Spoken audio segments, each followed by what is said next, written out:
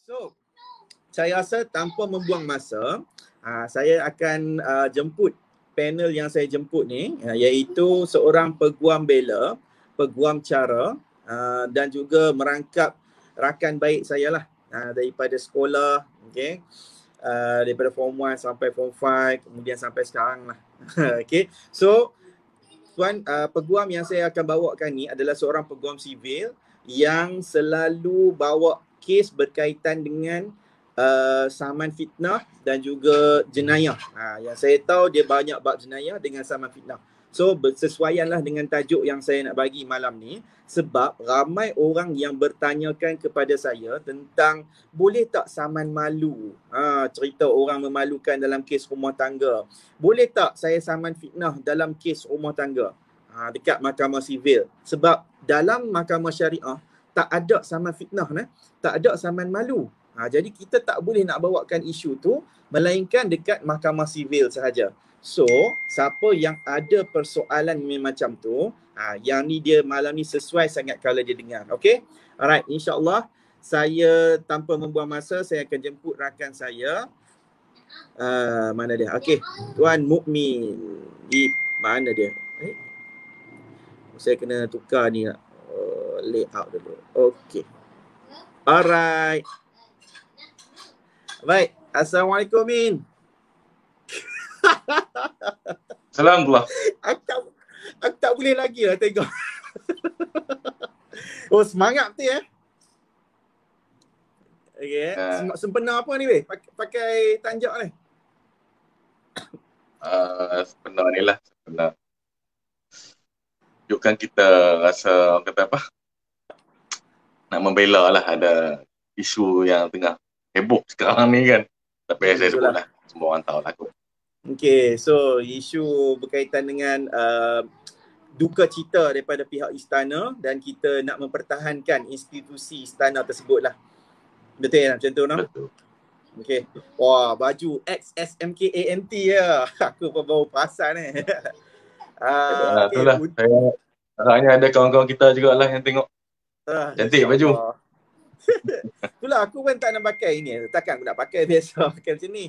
Biasanya kalau mungkin siapa yang tak tahu, kalau Mukmin pakai tu sebenarnya baju tu adalah baju sekolah kami lah, dia baru buat. Okay, XSMKANT tu maksudnya bekas SMKA Nibong Tebal. Sekarang ni dah tak nama SMKA Nibong Tebal dah, nama dia SMKA Sheikh Abdullah Fahim.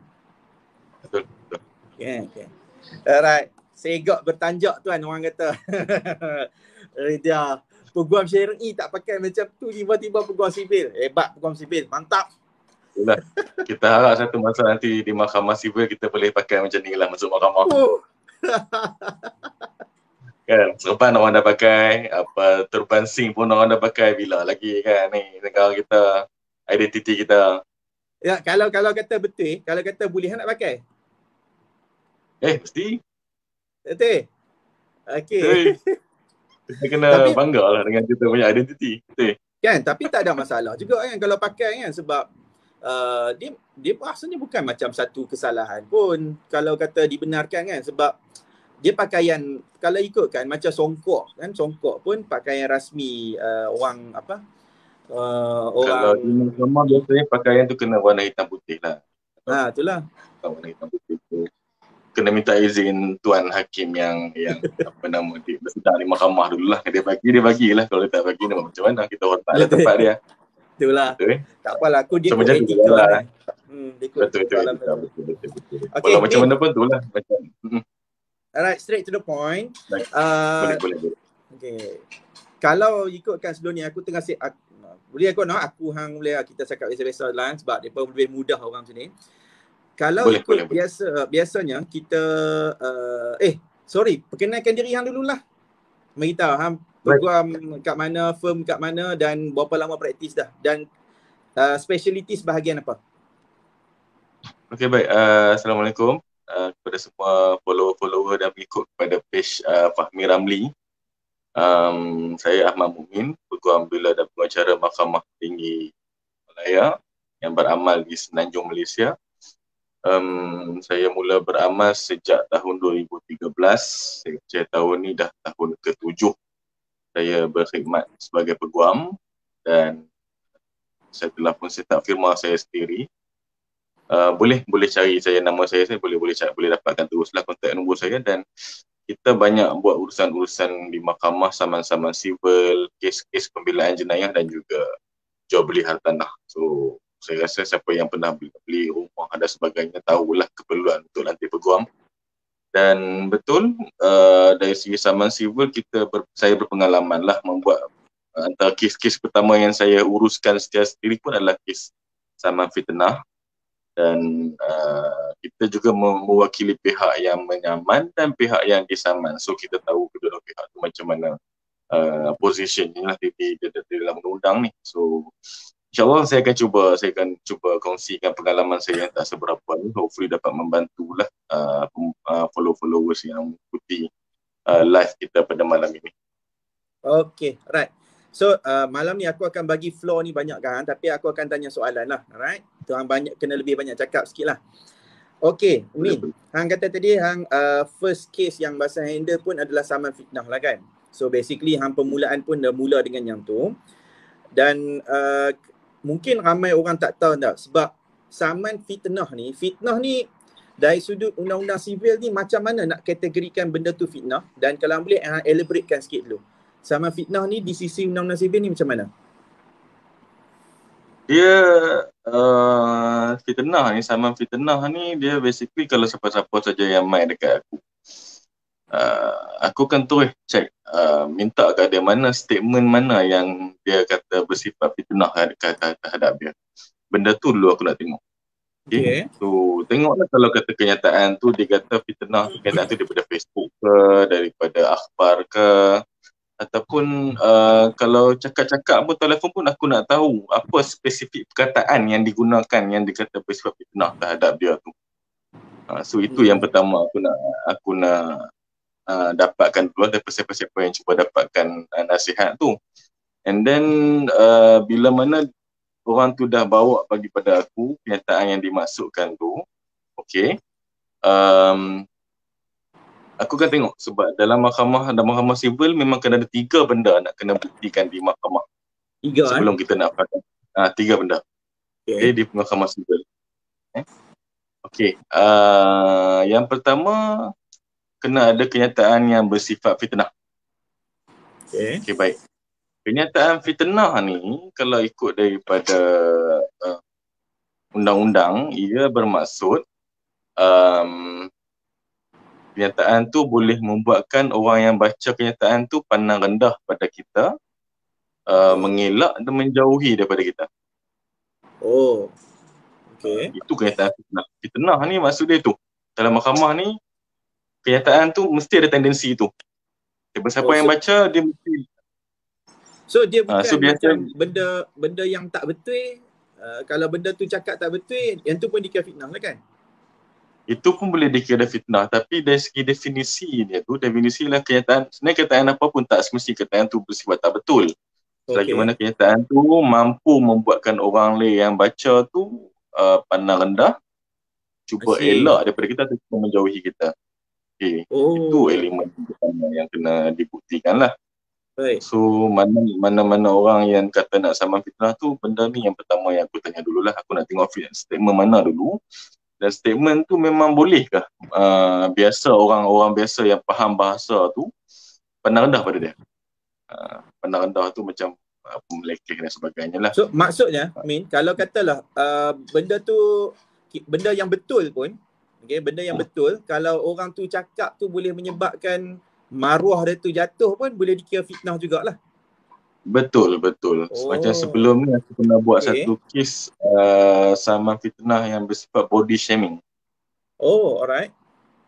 Okay. Body shaming tu in a way kalau kita kata someone tu mungkin ada kelemahan dekat badan dia ke apa, kita cakap benda tu betul. Ya, betul. Okay, benda tu betul, bukan fitnah. Maksudnya bukan yang tak benar. Tetapi the way orang yang body shaming tu memang niat nawaitu sama radin dia tu memang untuk bagi orang pandang rendah pada dia. Oh. Jadi benda tu bila aku bawa ke saman ke mahkamah, kita hujahkan dan sebagainya, alhamdulillah mahkamah setuju walaupun benda tu betul, tapi ia still bersifat fitnah. Ia mampu Oh. membuatkan orang pandang rendah dan sebagainya. Oh. Kalau katalah Ah, orang macam hang contoh, hang kata aku, "Wih, Fahmi handsome sangat ah." Contohlah kan. Fitnah tu ah, handsome kan fitnah, tapi hodoh tu fitnah lah. tapi bukanlah aku maksud aku kena faham lah, hodoh tu bukanlah tak betul, tapi boleh buat orang pandang rendah lah. Okey. Faham. Okey, so maksudnya apa mungkin orang tu terlebih tinggi ke terlebih rendah, hidung besar dan sebagainya kan. So kita cakap benda tu dan komen-komen bawah pun pakat bergelak ketawa, buat senda dengan dia. So benda tu mungkin betul, hidung dia membesar dan sebagainya, tapi benda tu mahkamah still beranggapan bahawa ia bersifat fitnah. Oh, Kenapa? Sebab faham. definisi asal fitnah di segi undang ialah apa saja kenyataan yang siapa-siapa baca boleh buat orang pandang rendah, mengelak dan menjauhi. Okey, Okey, itu faham. elemen yang pertama. Alright. So biasanya kalau di mahkamah ni elemen pertama ni memang banyak benda lah kita nak kena hujahkan. So that's why first thing first, aku nak tengok dulu kenyataan yang dia kata fitnah tu Perkataan tu memang ada elemen ni atau tidak. Betul. So kalau perkataan tu by mulut saja, by lisan, tapi mana lebih mudah? By lisan ke ataupun by bertulis? Okey. Aku tak mau sebut lah sebab sekarang ni aku rasa tak mau tema panjang sangat. Aku tak mau sebut sangat istilah-istilah undang-undang yang nanti jadi mak jagoan lah kan. So okay. Dia basically kalau statement tu yang lebih mudah sebenarnya kalau statement tu boleh di printed lah, boleh direkodkan.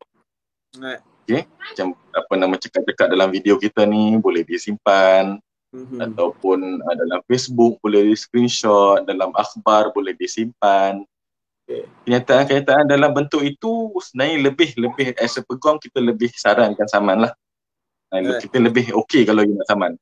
Tetapi kalau fitnah tu hanya setakat cakap-cakap dan sebagainya, itu beban pembuktian itu agak tinggi lah, dan di samping tu juga pihak yang saman tu dia ada banyak benda lagi dia nak kena fikirkan sebenarnya. So biasanya peguam akan cakap saman fitnah yang berbentuk boleh direkodkan ni lebih cantik lah kalau nak saman fitnah. Okay? Di WhatsApp ke, di Instagram ke dan sebagainya lah. Tapi still boleh. Walaupun fitnah melalui lisan, masih juga boleh ambil tindakan lah. So benda ni dia panjang lagi lah perbincangannya. Alright. So itu baru elemen yang pertama. Okay. So elemen yang kedua untuk kita buktikan di mahkamah sivil untuk kes-kes saman ni, yang kedua adalah kenyataan tu mesti dirujuk kepada orang yang nak saman. Okay. Contoh kalau hang nak saman someone tu, statement tu mesti merujuk pada hang. Tak boleh rujuk pada orang lain. Tepat lah. So betul, tak adalah tepat sebenarnya. So basically benda ni dia agak loose juga. Kalaupun dia tak sebut nama secara spesifik pun, tapi pembaca boleh faham. Boleh faham ia merujuk kepada hang. Oh, macam tu walaupun tak tepat pada orang tu pun. Kita kena buktikanlah di mahkamah yang memang walaupun nama tak sebut tetapi conclusively hanya merujuk pada hang saja. Oh, faham. Ini aku tak kiah-kiah yang dia guna tu hanya merujuk pada satu orang saja, iaitu orang yang nak saman. Itu pun boleh juga nak mencukupkan memenuhi elemen yang kedua tu. Sebagai contoh tadilah balik pada kes body shaming tu, mungkin ada orang tu dia just post gambar saja tapi dia tak sebut nama apa pun. Tapi kita orang yang tengok ni orang faham dah gambar ni dia gambar dia lah ni, gambar ni gambar hang lah ni. Itu pun sudah cukup untuk memenuhi elemen kedua lah. And then sebelum ni pun ada kes yang lain pun aku buat, orang yang fitnah tu dia tulis jawatan kerja, tempat kerja. So benda-benda tu kawan-kawan boleh kenal. Faham. Kawan-kawan boleh kenal. So benda tu pun sudah cukup untuk untuk memenuhi elemen yang kedua ni lah. Tapi kalau sebut nama secara spesifik itu lagi Itu cantik lebih tepat lah kan. Itu lebih Kalau tepat. kalau indirectly macam contoh apa tulis seorang pegawai di mana-mana tempat ni, dia ni besar sangat lah kan sebagainya tu pun boleh nampak dah kepada fitnah lah tu. Boleh, tetapi tapi kalau orang yang nak saman tu kena buktikan di mahkamah lah. So statement ni walaupun dia kata seorang pegawai, tapi kawan-kawan dia semua faham dia. Faham. So dalam kes ni aku akan minta dia simpan lah segala bukti-bukti WhatsApp kawan-kawan kata ni apa ada orang ni tulis pasal hang lah. Itu aku simpan sebab benda tu pun sudah cukup untuk memenuhi elemen yang kedua ni lah. Okay, alright, faham. And then itu elemen yang kedua. Dan elemen ketiga yang terakhir ke elemen publish, iaitu statement tu kena sampai ke pihak ketiga. Maklumat statement tu kena sampai kepada pihak ketiga. Contoh kalau kata hang nak sama aku, and then tapi aku beritahu fitnah aku ni WhatsApp dengan hang je. Aku tak beritahu orang lain je. Kata hang insel sangat lah. Itu je kan. Direct pada hang. Itu tak boleh lah. Sebab memang statement tu direct terus antara kita dua. Okay, tetapi yang bolehnya kalau kata benda tu, statement tu aku bagi tahu pada orang ketiga. Aku pun dalam WhatsApp group ke, orang lain boleh baca. Dan yang paling mudah Facebook lah. Facebook ni once kita tulis kali, basically mahkamah dia akan ambil judicial notice lah. Notice judicial, so masuk internet, automatik lah kita faham-faham lah. Masuk internet, masuk Facebook, Instagram, mesti akan sampai pada orang lain. Orang ketiga. So basically 3 elemen ni kalau boleh kita buktikan dengan cantik, maksudnya kalau aku bincang dengan klien lah. So kalau 3 elemen ni memang kita boleh penuhi, so memang aku akan advise klien, okey lah kalau dia nak ambil tindakan, memang kita ada kes yang kuat. Tapi kalau salah satu ni tak dapat dipenuhi, so memang aku akan advise, no lah, janganlah buang masa, jangan kalah je. Okay, so sepanjang pengalaman hang lah kan praktis dekat mahkamah sivil ni, ada tak yang kes yang mana ada pasangan suami isteri yang kadang-kadang bercerai ni, and then selepas tu dia macam nak saman, dia kata bekas suami dia ni memfitnahkan bekas isteri ni seorang yang tamak. Contoh dia bagi tahu dia cuba nak malukan bekas isteri ni dekat kawan-kawan pejabat, ataupun kan macam aku sendiri pun ada keadaan yang bekas suami ni memalukan bekas isteri ni dekat media sosial. Ada juga keadaan yang bekas isteri malukan bekas suami kat media sosial.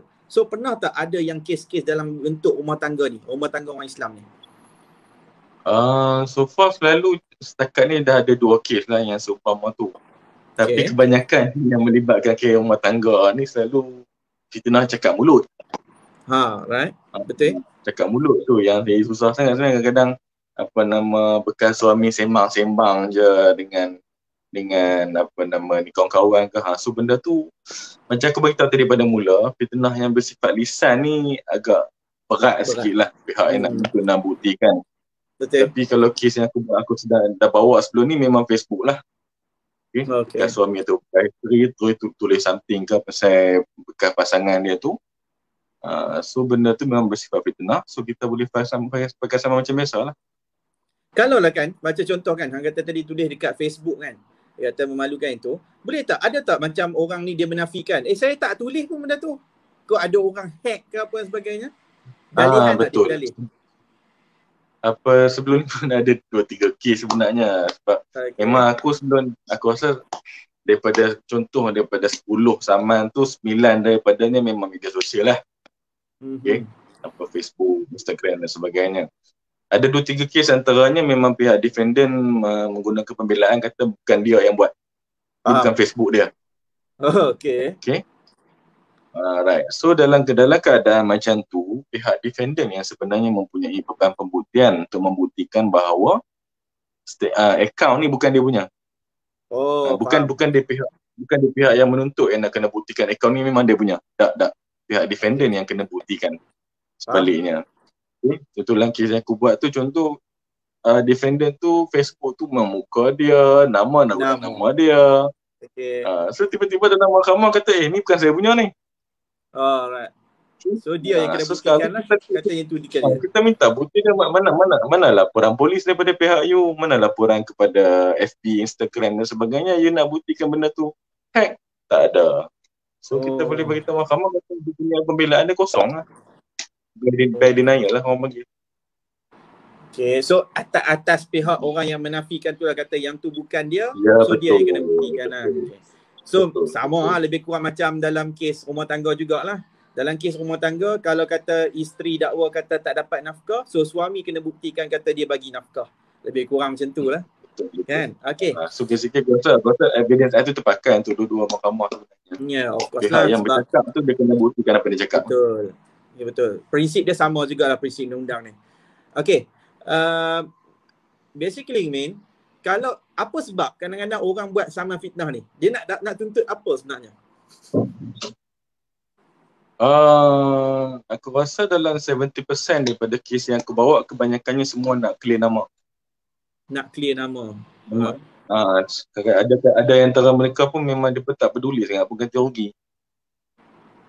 Dia pun memang nak nama dia orang dibersihkan sebab dah busuk dah nama di internet dan sebagainya. Dah cuba suruh pihak sana minta maaf, tak nak minta maaf dan sebagainya tu tak dapat tidak terpaksa guna mahkamah lah untuk bersihkan nama. Ada certain kes adalah memang kita nak minta ganti rugi sebabnya memang pihak yang fitnah tu melampau lah. Itu certain kes memang pihak ni memang nak ganti rugi. Tapi kebanyakannya nak bersihkan nama sahaja. Okay. So kenapa macam setengah kan ada keadaan tu dia macam mana dia ukur kan? Ada setengah orang tu dia minta sampai 1 juta, ada yang 10 juta, ada yang 100,000 saja. Macam mana cara nak menentukan benda tu? Kan kadang-kadang tuntut sama fitnah sampai 5 juta semua ni. Okay, dia dalam mahkamah ni sebenarnya di pihak kita boleh claim berapa saja yang kita nak di mahkamah yang kita rasa layak. Okay. Benda tu ni lah. Tapi dalam nak menentukan jumlah ganti rugi ni, mahkamah akan tanya satu soalan, siapa plaintiff, siapa orang yang menuntut tu dalam masyarakat. Dia orang tu yang dikenali ramai tak? Ya, betul. Kalau macam Hang ni banyak followers, so of course lah ganti rugi kan lebih tinggi lah. Okay.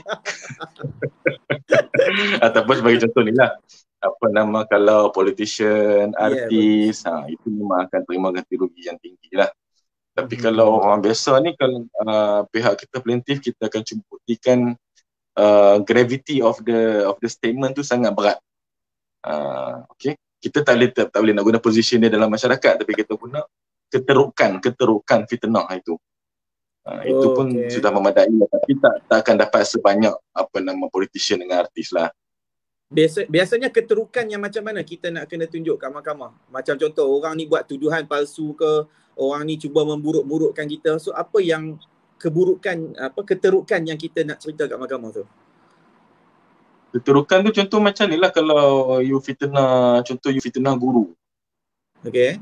Contoh lah ni, bukan kes aku bawa lah, saja bagi contoh saya, tapi seumpamanya lah. Okay. Kita tuduh cikgu tu minta dia rasuah daripada anak murid dan bagi dapat A.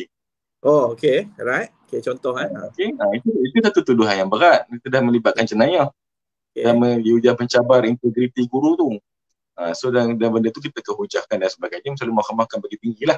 Walaupun guru tu tak dikenali pun dalam masyarakat. Tetapi dia dituduh dengan tuduhan yang melibatkan jenayah. So benda tu satu benda yang berat. Ataupun tuduhan terhadap wanita yang mencabar kehormatan dia. Okay. Itu contoh kata perempuan tak baik ke apa sebagainya. Itu satu tuduhan yang berat lah.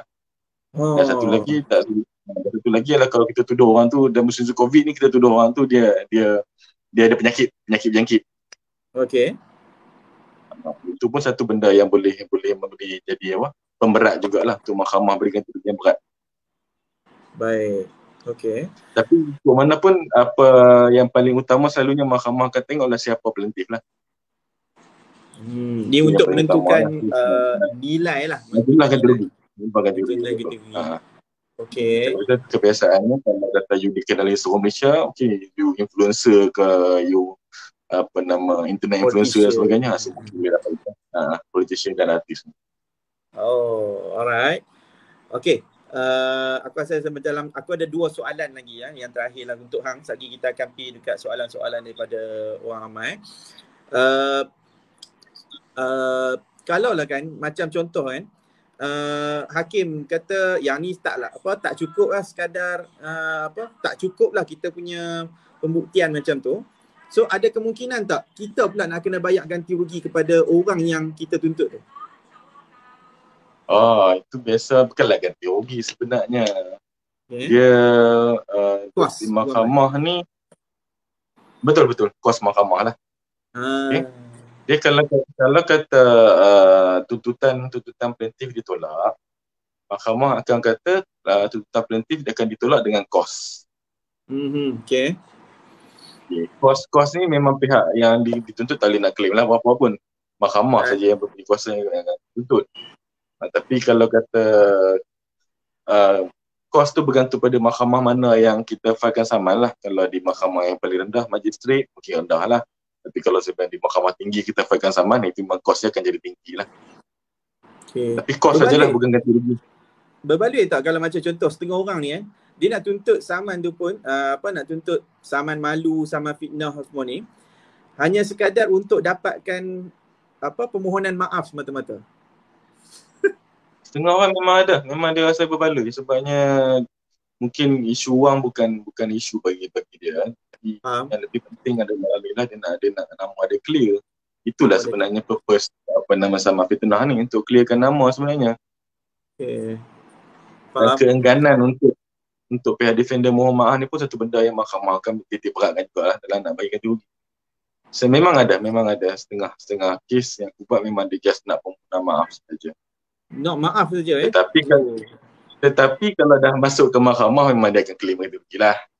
Tapi di peringkat permulaan tu dia nak claim form minta maaf. Alright, so sekarang ni basically kalau apa yang aku faham sekarang ni, kita boleh saman malu kalau kata memenuhi 3 elemen yang tadilah, iaitu apa perkataannya dan kemudian ditujukan kepada kita dan kemudian dapat kepada orang yang ketiga. Ya, ketiga lah. Ya, ketiga. Okay.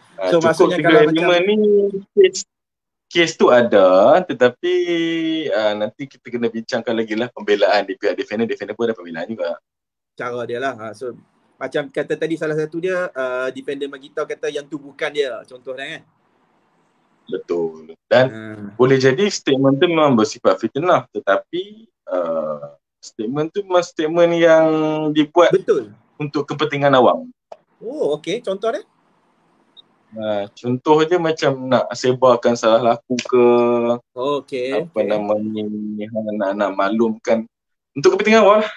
Untuk basically itu je lah. Betul tak kalau macam salah laku lah.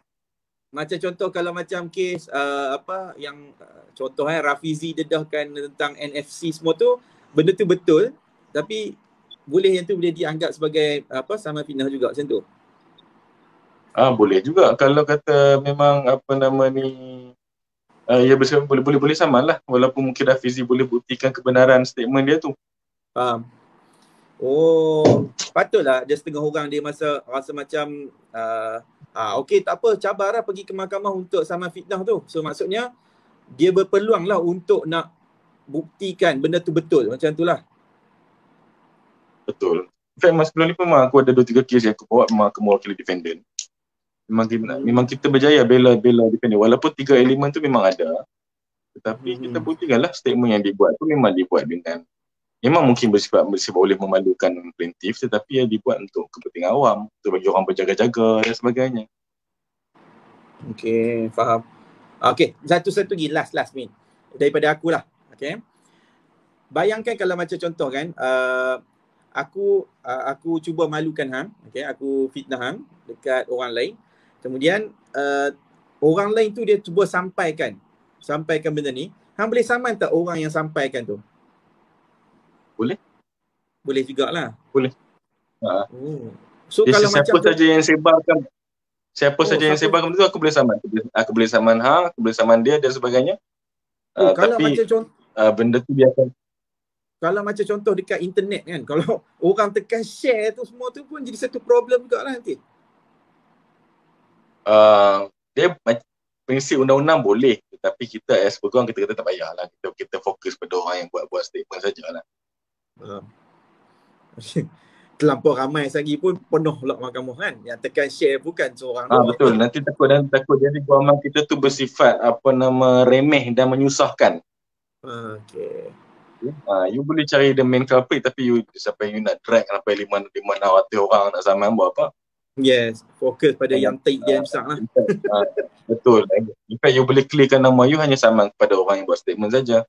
Minta dia buat kaitan retract balik statement itu pun dah cukup untuk bersihkan nama you. Oh, so maksudnya kalau macam orang yang just bagi pandangan diikut orang yang asal buat tu, so orang yang bagi pandangan ni kadang-kadang dia terlepas lah. Dia boleh terlepas kalau pandangan itu memang bersifat adil lah. Dia akan ada pembelaan lah bagi pihak dia. Contoh macam statement hang fitnah aku. Okay. Statement memang fitnah aku lah. Okay.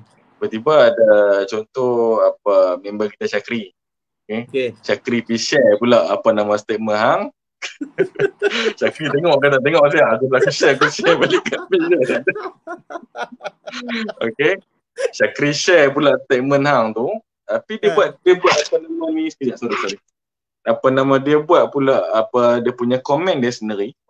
Okay. And then komen dia tu dia buat dengan cara yang bertamadun lah. Dia tak maki aku, tapi dia buat komen berdasarkan statement hang.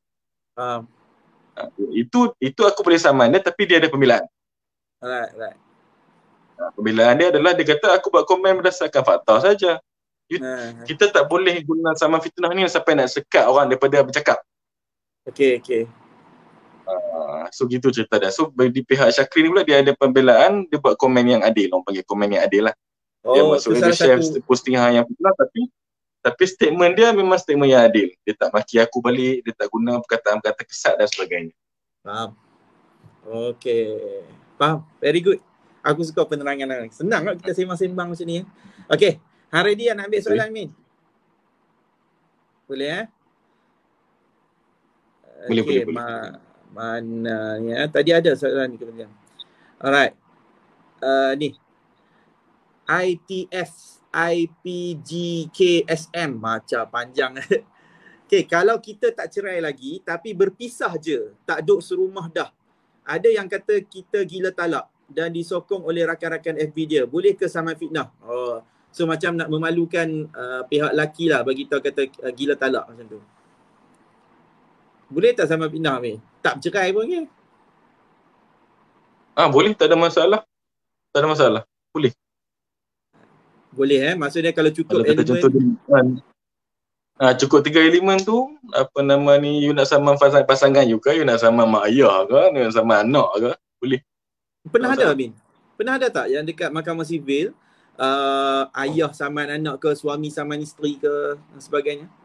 Tak silap ada rasa yang kes tu kes yang agak kontroversi juga, tapi nanti kena cek kata silap ada. Benda-benda tak menghalang, hubungan kekeluargaan tak menghalang untuk saman fitnah ni. Tinggal lagi Cumanya ada benda yang menarik sikit. Kita balik pada elemen fitnah tadi kan. Okay, elemen yang ketiga tadi, ingat tadi statement sampai kepada pihak ketiga. Okay, contoh hang buat statement fitnah tada aku. Tapi hang cuma beritahu kat isteri hang saja. Hang tak beritahu kat orang lain. Okay. And then isteri hang terus beritahu kat aku. Okay, pusing tiga ni je lah. Betul? So communication antara hang dengan isteri hang tu tak dikira sebagai kaitan fitnah. Dia tak memenuhi elemen ketiga tu. Sembang-sembang dengan wife kita tak ada istilah fitnah sebenarnya. Kalau benda tu memang tertutup antara pasangan saja. Hanya untuk isteri saja ke ataupun macam sembang dengan anak pun sekali? Kalau ikut undang dengan pasangan sajalah, tak sampai pergi ke anak-anak dan mak ayah lah. Statement yang dibuat dengan sama-sama pasangan tak dikira sebagai fitnah lah. Biasa kita nak gosip-gosip dengan wife kita kan. Gosip. Aku baru teringat macam ada orang tanya, kalau macam contoh kan kita cerita benda yang dekat dalam mahkamah. Contoh kat dalam mahkamah cakap tuduhan, contoh tuduhan ni kita kata tuduhan yang tak betul. Let's say contoh dengan isteri dakwa suami dia pukul, tapi suami dia kata aku tak pukul apa pun. So benda ni benda yang dalam mahkamah saja. Alright, so dia nak bawa kes ni dekat dalam mahkamah sivil, nak tuntut sama fitnah. Boleh tak? Boleh juga, boleh. Boleh bawa lah. So sekarang ni suami tu dia kena buat hadap 2 kes lah. Satu kes dia nak bela diri di mahkamah jenayah. Dan satu lagi dia akan filekan saman sivil baru lah terhadap wife dia. Mungkin wife dia pergi cerita dalam akhbar ke apa kan. Ya tu kalau dalam akhbar, kalau dia tak cerita dalam akhbar tapi dia dalam mahkamah je. Dia orang bergaduh ni, cerita dakwa kata pukul betul ke tak betul tu dekat dalam mahkamah je. Oh, okey. So statement dalam mahkamah seingat aku pun dilindungi macam mana statement dalam parlimen. Dia tak boleh tak boleh dianggap fitnah. So that's why kalau hang tengok dalam parlimen kita main bantang cakap apa-apa tapi tak pernah sama fitnah. Betul. Sebab statement dalam mahkamah dan juga dalam parlimen tu dilindungi oleh kata qualified privilege lah, privilege dielakkan daripada saman. So kalau kata dalam mahkamah je wife dia beritahu kata kena pukul, so tak boleh sama fitnah lah. Baik. So dia tu walaupun benda tu tak betul, dia hanya boleh kalau kata wife tu kes jenayah tak settle lagi, dia terus bercerita dalam Facebook lah apa semua tu. And then tiba-tiba kes jenayah tu pula lepas, bolehlah saman. Dia kes syariah tu cerita berumah tangga, kalau dia cerita benda tu semua dekat dalam mahkamah tak jadi isu lah. Okay, faham? Betul, saya ingat. Rasanya statement dalam mahkamah sivil kecil syariah ke benda tu kita dilindungi statement tu. Tak boleh sama fitnah. Okay. Alright. Soalan lagi. Okay, Farah Amira. Apakah tindakan lain yang boleh diambil terhadap orang yang membuat tuduhan palsu? Dia tanya, selain pada saman aku ni, buat apa lagi Min? Tuduhan palsu. Medina nak babai kat Sorry. Okey, tuduhan palsu Tuduhan palsu tu rasanya boleh dikira sebagai statement fitnah juga. Selagi mana kalau statement tu boleh mencukupi 3 elemen tu. So maksudnya kalau dia buat tuduhan palsu tu kena buat sama fitnah lah. Kalau dia tak mau buat sama fitnah, ada benda lain tak boleh buat Amin? Dia boleh buat laporan polis, kalau di internet, kalau statement tu dibuat di internet boleh buat laporan ke SKMM. Tetapi selalu kalau kata tuduhan-tuduhan palsu ni, kalau orang biasa saja yang terkena ni, kita buat laporan polis pun dalam polis advice lah sama fitnah je lah. Benda ni settle sama-sama hampa lah. Okay. Dia selalu fitnah ni, kalau kata fitnah yang melibatkan yang sampai akibatkan kegusaran awam ke apa, baru pihak polis akan ambil tindakan lah. Kalau tuduhan tu direct pada personal saja, pihak polis jangan ambil tindakan. Okay, tu nampak tu. Okay, faham Puan Farah Amira Okay, Dianza Willis. Kalau bekas isteri yang memalukan bekas suami macam mana? Bekas isteri menggunakan Facebook anak dia dan guna anak dia. Min, tadi kita sembang kata guna fake account kan. Ni guna nama Facebook anak.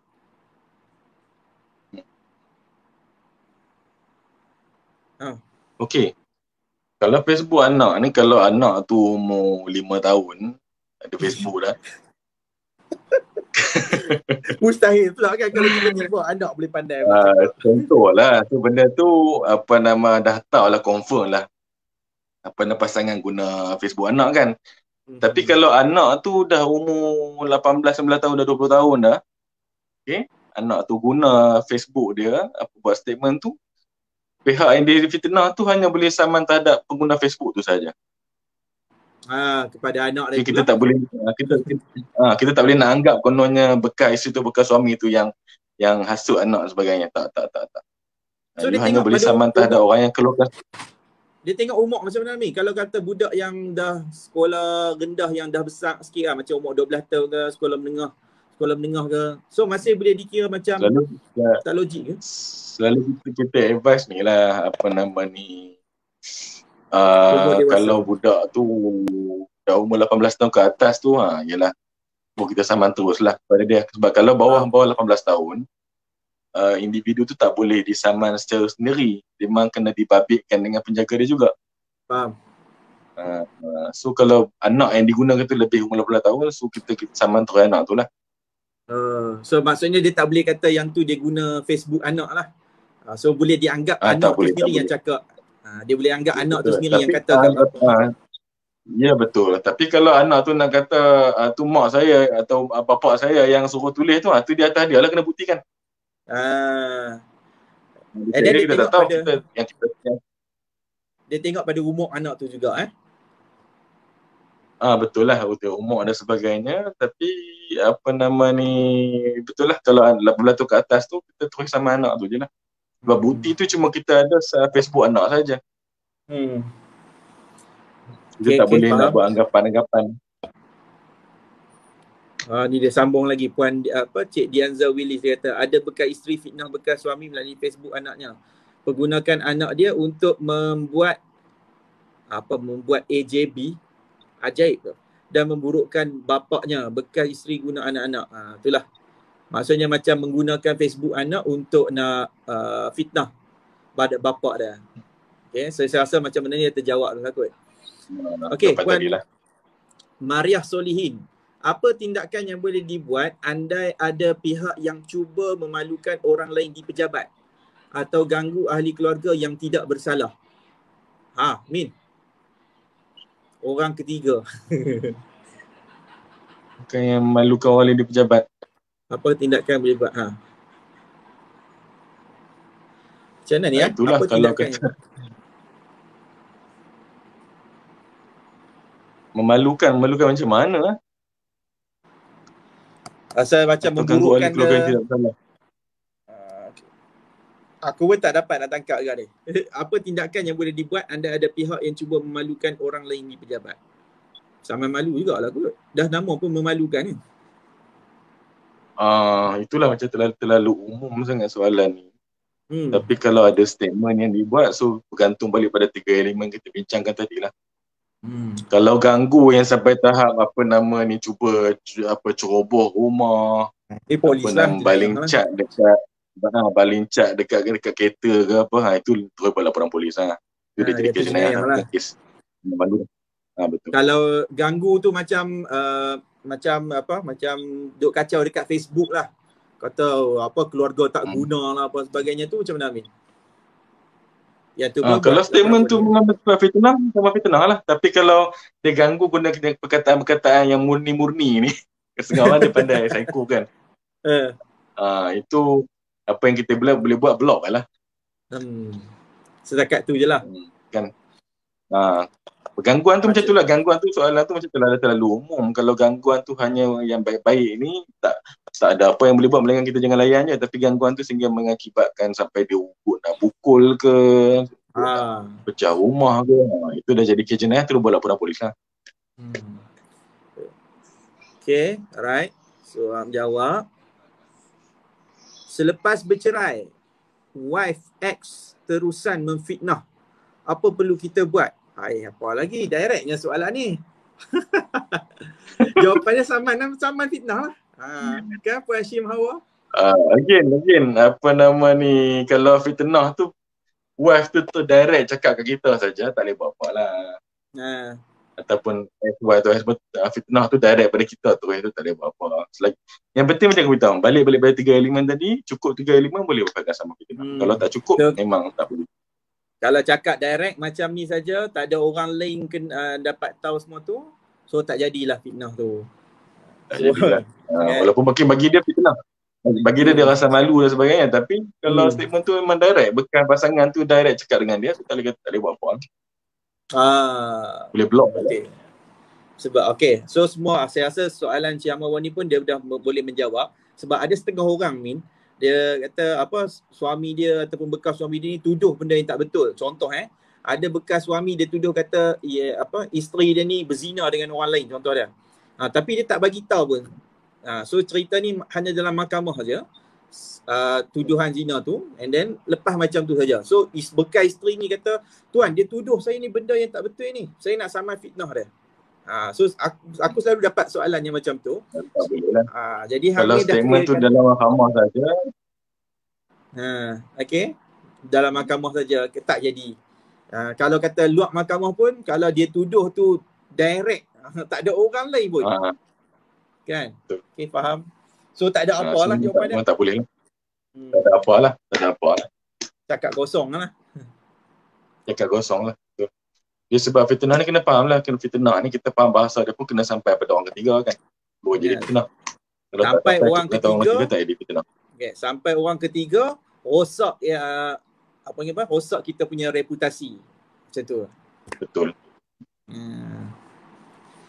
So saya rasa ramai isteri-isteri ataupun bekas isteri, siapa-siapa bekas suami yang nak buat sama fitnah ni kena clear kan. Sampai kat orang lain. Betul lah. To be honest, memang banyak aku pun dapat kontak juga nak sama fitnah, tapi kebanyakannya memang macam tu. Terus dapat direct daripada bekas pasangan. Kita advice memang tak boleh lah. Dia kira macam tuduhan palsu. Ya betul, tuduhan palsu betul. Tetapi kalau memang tu dia memang daripada pembuat fitnah tu memang tak boleh buat apa lah. So kalau tuduhan palsu tu dapat macam tu saja, tak jadi apa-apa. Tapi tuduhan palsu tu pergi sebab bagi tahu ke orang lain, yang tu boleh buat sama fitnah. Lagi cantik kalau benda tu boleh dirakamkan lah. Setelah video ke Facebook, tu lagi cantik lah.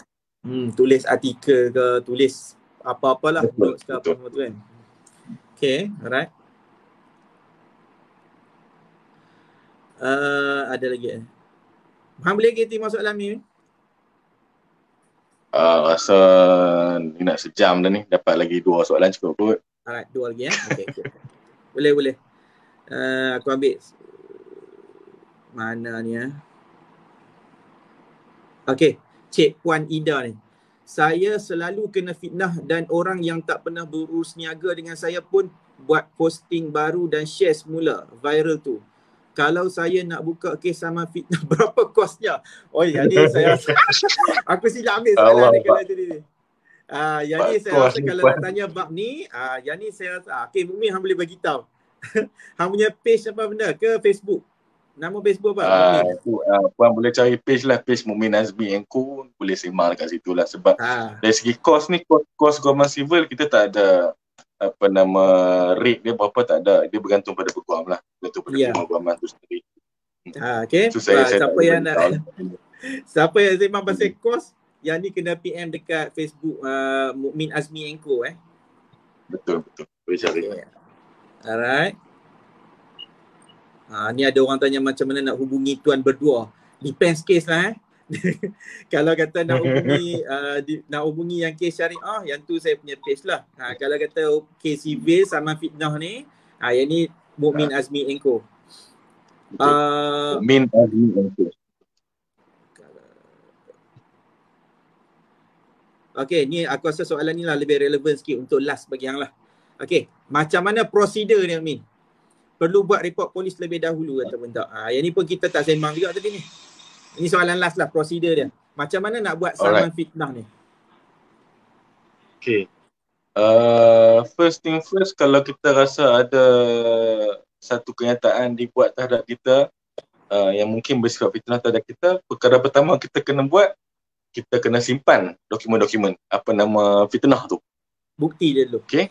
Kalau fitnah tu dibuat di Facebook, screenshot siap-siap, screenshot muka page orang yang post tu, screenshot kawan-kawannya, screenshot komen semua. Okay, di Instagram pun sama, di mana TikTok ke apa kan, screenshot lebih semua. Simpan yang tu dulu. Okay. Sebab kita nak buktikan yang statement tu sampai kepada orang ketiga dan orang pun dah mula kecam puan dan sebagainya. Okay. Tapi kalau statement tu bersifat lisan, bersifat cakap-cakap, make sure kena simpan saksi tu lah. Siapa yang dapat maklumat pasal fitnah tu. Tanya dia betul-betul apa yang cik dengar, apa yang puan dengar, bila cakap, bagi statement spesifik tu. Itu yang perkara pertama kena buat lah. Okay. Perkara yang kedua, buat laporan polis lah. Laporan polis. Kalau fitnah tu terlalu berat, minta supaya pihak polis buat siasatan sekali lah. Tapi kalau fitnah tu ringan, kata buat laporan tu just untuk rujukan mahkamah sivil sahaja. Okay. Macam mana tahu berat ke ringan dia? Yalah, kalau kata benda tu melibatkan sampai maruah perempuan ataupun melibatkan tuduhan jenayah, so benda tu berat lah. Okay, betul. Okay. Salah laku duit dan sebagainya. Alright. And then kalau kata fitnah tu dibuat di media sosial, Instagram ke Facebook, buat laporan sekali lah. Buat laporan sekali ke SKMM dan laporan di page media sosial yang terlibat lah. Simpan laporan tu, itu untuk rujukan di mahkamah nanti. Sebab nanti mahkamah nak tengok you memang serius ke tidak nak bersihkan nama you ni. So basically itu prosedur yang memang awal lah. Okay.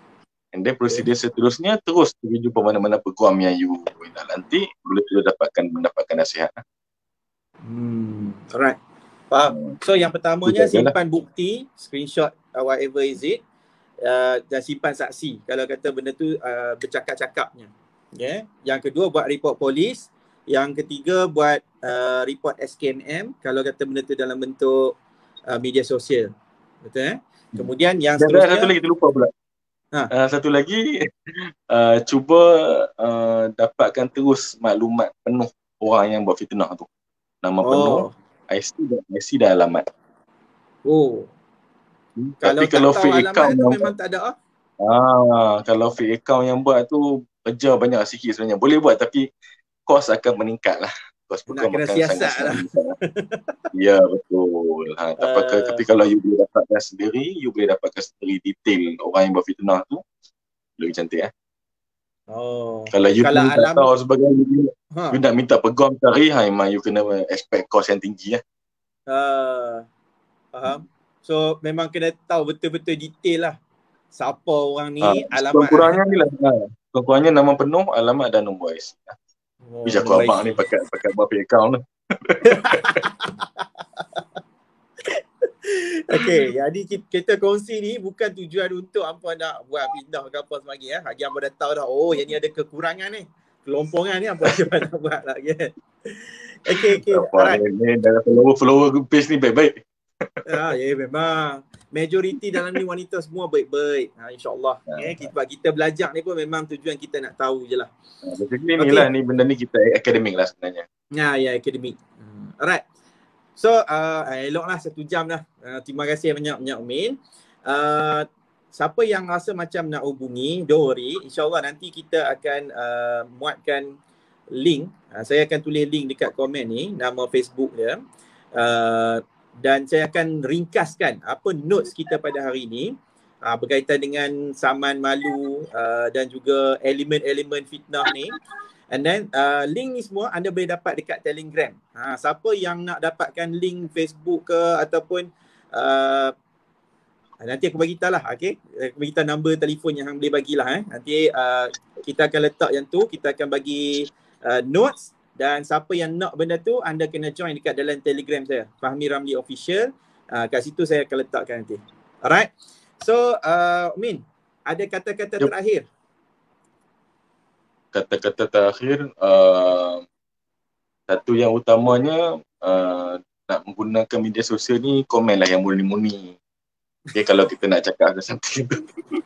Dah betul serius apa nama ni. Banyak kes-kes yang sekadar nak komen, tapi komen tu tak cantik.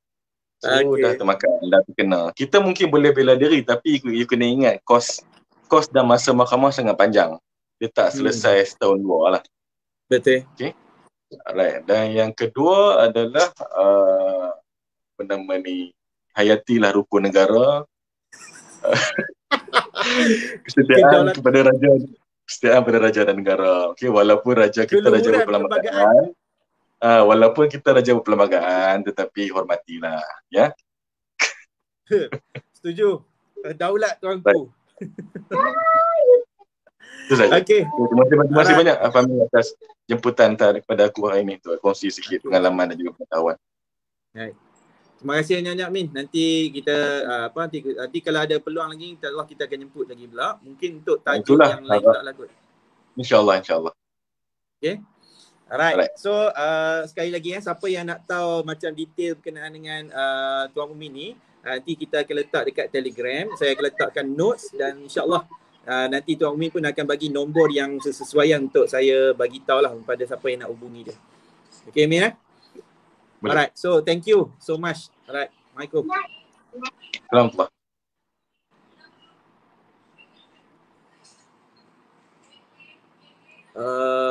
Okay. Alright. Okay semua. Macam mana puas hati? Alright. So insyaAllah saya sendiri pun belajar banyak perkara berkaitan dengan saman fitnah ni. But apa yang saya nak bagi tahu, kita boleh buat tuntutan sama fitnah ni, walaupun dalam kes berkaitan dengan rumah tangga kekeluargaan Islam dan sebagainya. Cuma yang penting dia bukan dekat mahkamah syariah, dia mesti melalui dekat mahkamah sivil. Cerita tentang fitnah, cerita tentang malu semua ni dekat mahkamah sivil. Right? Ada beberapa elemen penting yang kena buktikan dan benda ni lah yang bukan mudah untuk kita nyatakan. Sebab it's not as easy lah. Macam mana kadang-kadang ada setengah orang ni, betul macam Min kata tadi ni, dia tak kisah bab wang ringgit. Yeah? Dia tak kisah tentang berapa saja harga bayaran kepada peguam, berapa harga bayaran untuk whatever cost is it. Alright? Yang penting bagi dia, ada setengah orang dia nak harga sebuah kemaafan saja. Sebab nak minta maaf ni pun susah, nak memaafkan orang ni pun kadang-kadang dia berat setengah mulut ni. Okay, so apa yang kita boleh jadikan pengajaran sekarang ni, janganlah kita cuba untuk nak memalukan seseorang. Alright? Tapi kalau kata benda ni kita cakap benda yang benar, dengan tujuan dalam mahkamah misalnya, benda tu kita tak boleh nak kata benda tu fitnah. Sebab benda tu adalah berkaitan dengan pembuktian. Melainkan memang niat kita untuk menjatuhkan individu tersebut. Okay? Alright. So itu saja daripada saya, Fahmi Ramli. Saya mohon ampun dan maaf anda ada salah dan silap juga pada malam ni. Saya rasa kalau anda semua rasa terhibur, rasa macam bermanfaat sungguh malam ni, boleh tak kalau saya sekali lagi minta buat yang kali terakhir, siapa yang tonton ni tolonglah tekan share dan biar kita sebar luaskan ilmu ni supaya dapat pengetahuan kepada lebih ramai pihak. Alright. Okay, itu saja daripada saya, Fahmi Ramli. InsyaAllah nanti kita akan live lagi di waktu yang akan datang. Dan siapa yang nak cari Mukmin, nak bercakap dengan dia dan sebagainya, saya akan tulis note dekat dalam Telegram Fahmi Ramli Official dan anda boleh tengok dekat situ. Alright. So itu saja daripada saya. Qul qauli hadza wa nastaghfirullahal azim li wa lakum. Wassalamualaikum warahmatullahi wabarakatuh. Jumpa lagi insya-Allah. Bye bye.